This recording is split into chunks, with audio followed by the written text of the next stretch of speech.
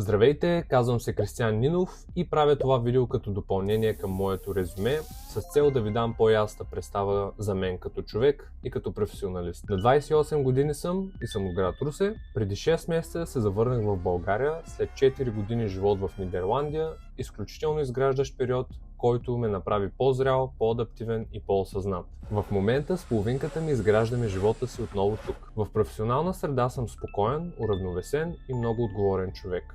Поемам задачите си до край, комуникирам когато има предизвикателства и винаги търся решения. Инициативен съм, обичам да подобрявам процеси и държа на качество, както в своята работа, така и в общия резултат на екипа.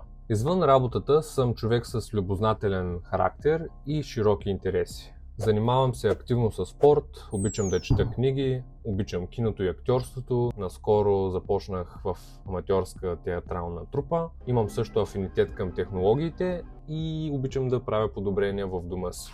Тези неща ме поддържат енергичен, креативен, в постоянен процес на учене и са източник на удовлетворение. В общи линии е това. Ако казаното тук и информацията в резюмето ви събуждат интереса, ще се радвам да се свържете с мен.